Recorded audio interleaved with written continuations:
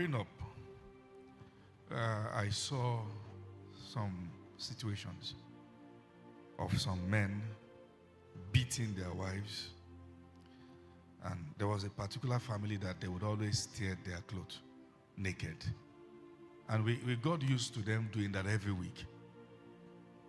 At some point, somewhere, somehow in the week, they will, when they start, you'll say, oh, your neighbor have started. But I also noticed the trend.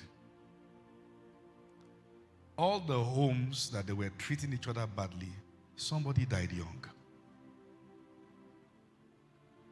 I'm not sure any of the men that were beating their wives crossed 50. I'm not sure. I'm not sure. In all of the cases, they died one after the other. And I noticed that in the cases where the women died first, it was because they either did not recover from the injury in their body, on their bodies, or the one that was afflicted in their soul. The pain.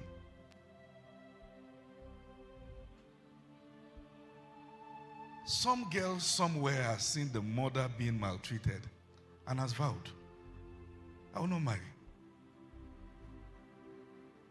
Or when I marry, I'm not going to trust a man with anything. I'm going to keep my money to myself.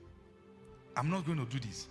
So sometimes the problem is not just the bitterness anymore, but the conclusions. The decisions we have made. The fact that you look at someone in front of you, but you ain't seen them. You are seeing those who inflicted injuries. Sometimes not on you, but on someone close to you. Someone so dear to your heart was maltreated. You vowed,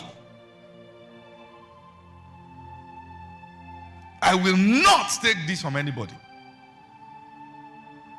Now sometimes, just look around, like Pastor Mimi said. There's injury everywhere. Everybody is angry. Everybody is trying to take things out on each other. Let me tell you something. You will never find anyone that came from a good home drag anybody on social media. Quote me anywhere. There's pain. Look at the weight of words. A young boy is calling Adeboye a fool. Look at the weight. Where did you learn it? What happened to your childhood? What happened to your heart? Words are heavy. When it's not heavy in your heart, something is wrong with the heart. It's recycling of pain.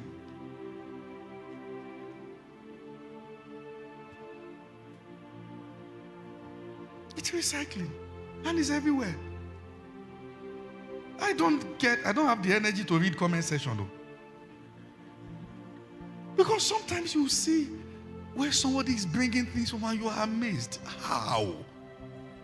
Why will you just throw these words at people? It's the cycle. The lecturer is from a bad home, was also trained by a lecturer who was a sadist, will also cycle the same thing in the students who become lecturers, and the system never ends. Are you aware that the word bitterness literally means poison? Practically. That's the Hebrew word, poison. So to be bitter is to take poison and waiting for the next person to die. That's what it means. That's what it means. Let me say this to you, and I just want to put this out there. On Tuesday, I'm going to be teaching about Absalom. The story of Absalom. We're going to be learning from Absalom.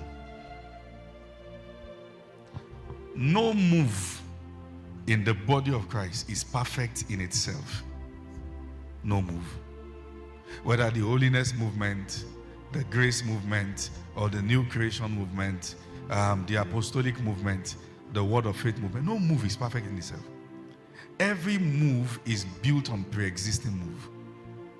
The balance to this move is in previous move, or the one that God will bring later. If the grace movement will be built on the holiness movement, and what we call lasciviousness will be contained. The bane of the apostolic movement is bitterness and pride. It is not enough to correct issues in the body of Christ. You must not damage the person in the process.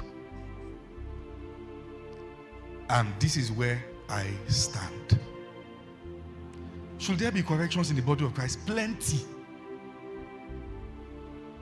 False teachers and false prophets, they are going to give us more problem.